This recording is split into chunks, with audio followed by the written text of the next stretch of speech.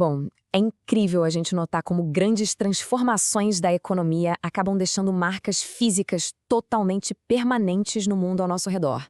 É muito fascinante observar o jeito exato como a produção e o dinheiro acabam moldando a arquitetura, a cultura e a própria identidade de um lugar. Nesta nossa exploração de hoje, o foco é numa região específica que é simplesmente o exemplo perfeito dessa dinâmica histórica acontecendo na prática. Certo, vamos mergulhar fundo nisso. O vento varre as velhas ruas, abraça o velho casarão. Esses versos tão bonitos e evocativos do poeta Gladir Cabral criam aquele tom reflexivo ideal para a nossa jornada. Eles preparam o terreno para uma história envolvente sobre herança arquitetônica e sobre aquilo que de fato consegue resistir à passagem implacável do tempo nas ruas das nossas cidades. Número 1. O Circuito Café com Leite, uma visão macro do Nordeste paulista. Para a gente entender bem o detalhe local, ter essa âncora geográfica inicial é fundamental. Olha só, a gente está falando aqui do nordeste do estado de São Paulo, coladinho ali com a fronteira de Minas Gerais. É um circuito formado por 18 cidades que dividem uma história econômica super interligada. E a escala demográfica disso tudo impressiona bastante. A riqueza dessa região espalhou e sustentou muita gente por todo esse consórcio. Cidades como São João da Boa Vista, Mococa, São José do Rio Pardo abrigam populações imensas. A gente não está falando de pequenos vilarejos isolados, mas sim de polos urbanos fortíssimos erguidos por um motor econômico gigantesco no passado. E para colocar o imenso tamanho físico dessa herança toda em perspectiva, vamos guardar esse número, 7.051. Essa é a quantidade de quilômetros quadrados que forma a área desse circuito integrado. É uma pegada física colossal, né? Tudo isso amarrado por um passado produtivo idêntico. Número 2. Um motor de riqueza. A causa econômica. Mas afinal, o que bancou essa rede urbana imensa? A resposta está literalmente nos grãos de café e nos baldes de leite. Lá pelo meio do século XIX, o ciclo do café explodiu, ultrapassando aquela antiga hegemonia da cana-de-açúcar. Essa lavoura, somada a uma cultura fortíssima de pecuária leiteira na região, gerou um nível de riqueza astronômico. Então, chamar de café com leite não é só um termo da política, foi a realidade econômica mais pura e tangível do lugar. Número 3. Ferrovias e rápido crescimento, conectando a riqueza. Então, o ponto crucial aqui é que essa riqueza súbita vinda do campo exigia um desenvolvimento de infraestrutura incrivelmente rápido. E essa transformação aconteceu numa velocidade de cair o queixo. De 1822 a 40, o foco regional ainda estava bem preso à economia rural do açúcar.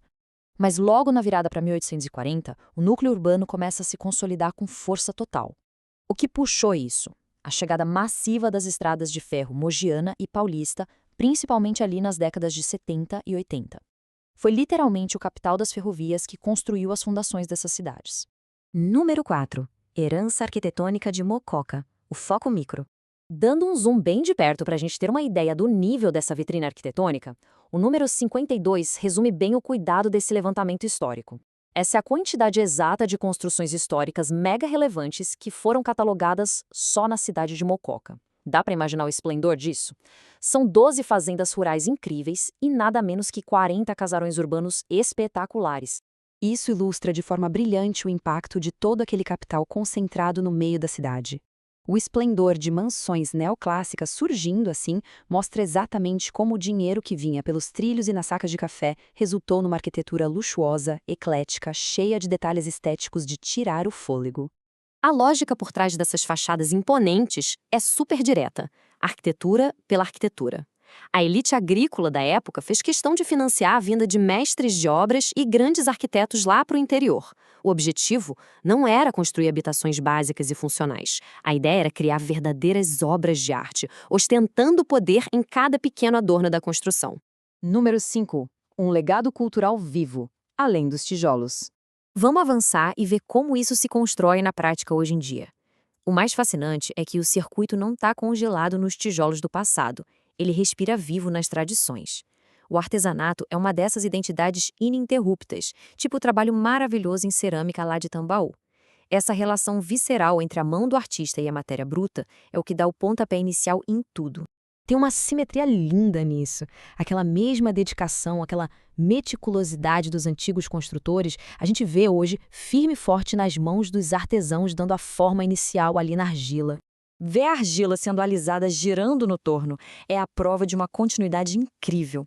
A identidade dessa região gigante se mantém firme não só pelos casarões, mas por essa cultura viva, repetida com uma técnica maravilhosa e muito amor, dia após dia. E conforme o objeto moldado ganha sua elegância final, fica muito clara a importância de manter este ofício e todas as tradições folclóricas ativas. Eles são o verdadeiro coração do turismo moderno e do desenvolvimento por lá, unindo a economia de hoje com a identidade cultural de um jeito perfeito. Quando a peça fica pronta, a mensagem principal do nosso mergulho ganha força total. O território paulista do café com leite definitivamente não opera como um simples museu estático a céu aberto. É um sistema super vibrante, respirando uma herança valiosa que, felizmente, se recusou a ser esquecida. A nossa análise de hoje deixa um espaço muito bom para a gente refletir. Todo esse cuidado em manter a história viva em Mococa é de admirar demais. Mas aí, de frente com esse compromisso todo com o passado, cabe a pergunta: qual o impacto físico, qual legado duradouro o nosso sistema econômico atual vai deixar para as futuras gerações descobrirem daqui a 100 anos? É um questionamento essencial sobre a nossa própria época. Fica aqui o convite para continuarmos aprendendo sempre. Até a próxima exploração.